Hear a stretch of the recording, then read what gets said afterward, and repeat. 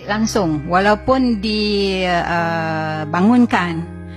hasil daripada pembangunan itu diberi balik, mesti diberi balik 100% secara total kepada orang Melayu. Tapi apa yang terjadi bila dibangunkan rumah murah ke apa ke, dibagi kepada sama rata lah bangsa dengan bangsa asing. Daripada situ kita kehilangan banyak tanah-tanah Rizab Melayu. Di Kuala Lumpur ini baki tanah Rizab Melayu hanya 1%. Satu saja. Penang zero hari ini. Di lain-lain negeri, kerajaan negeri cuba tambah-tambah sikit. Tapi apa lagi yang saya amat khawatir, yang saya bangkit-bangkitkan, selalu saya buat bising, ada dalam semua ceramah saya adalah kerana tanah yang diganti itu bukanlah tanah setaraf, ya.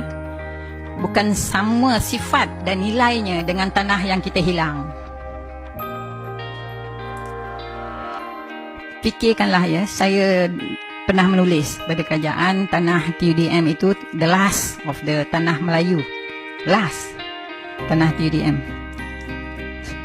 Itu pun nak bagi kat orang. Habis dah. Di dalam tanah Rizab Melayu, kita telah, bukan kita, orang dahulu, moyang kita, tulis 4,800 hektar, bukan ekar, hektar tanah di Gombak itu adalah tanah Rizab Melayu. Hari ni tengok berapa yang tinggal. Saya beritahu ni supaya orang-orang muda ataupun orang lapisan, ya, apabila memerintah nanti, tolong ambil perhatian tentang ni, tentang tanah Rizab Melayu, ya. Macam mana cara kita nak ambil balik, ya. Kalau kita jumlahkan anggaran semua negeri tanah Rizab Melayu hari ini, yang paling baik adalah Kelantan, ya. Kelantan dan Terengganu tidak diusik. Tanah Rizab Melayu malah ditambah sikit, ditambah lagi. Tapi di negeri-negeri lain, ada yang tinggal 9%, ada yang tinggal 10%, ada yang tinggal 12%, ada yang tinggal 30%. Dia amat menyedihkan. Ini adalah saya nak bagi contoh saja, ya. Ini di mana ni? Di Perak, ya. Kita lihat, ini siapa yang dapat tanah? Ini bangsa apa? Ini bangsa apa? Ini kegunaan tanah. Kegunaan tanah, ya. Yang ni sama juga. Yang ni bangsa apa? Cuba lihat.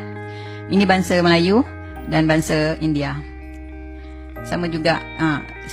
Satunya ada 3 gambar. Semua keadaan serupa, ya. Ni Melayu tak ada langsung. Tapi yang saya sedih, ya, tanah yang diberi kepada Melayu hanya dibenarkan menanam padi. Dan tanah-tanah ini hanya di kampung. Tapi tanah-tanah yang lain yang diberikan kepada bangsa asing adalah di dalam pekan, adalah tanah-tanah yang prominent, tanah yang berprestij, yang tinggi nilainya, yang boleh dibuat pelombongan timah dan emas dan juga besi, dan juga tanam ladang getah. Tapi kita tidak dibenarkan. Tanah yang diberikan kepada orang Melayu tidak dibenarkan mendatangkan hasil, ya. Tidak diboleh buat komersial. Ini adalah 4 orang bangsa asing, ya. Salah seorang ni bukan orang sini pun, ya. Ini jumlah tanah dia pada tahun 1926. Melebihi semua rakyat di Kelantan dan Terengganu, jumlah tanah dia. Sedih tak? Jadi tadi bila saya suruh tengok tahun yang British menolong bangsa asing, ini tahun dia sama tak? Pada tahun ini orang Melayu minta sedekah dengan MCA sebanyak 500,000. Tadi British membelanjakan 100 lebih kurang 100 juta, ya, pada bangsa asing buat infrastruktur, everything. Tanah yang ni kita dapat berapa? Kita meminjam. Yang ini dia tulis itu apa? Secret. Tapi saya dapat, ya. Surat ni secret. Tengok siapa dalam ni. Guru Rahman ada, Sadun Jubir ada, semua ada kat sini. Saya bila baca ni saya nak menangis. Malu. Menangis sebab malu. Pada tahun yang sama orang lain kaya raya.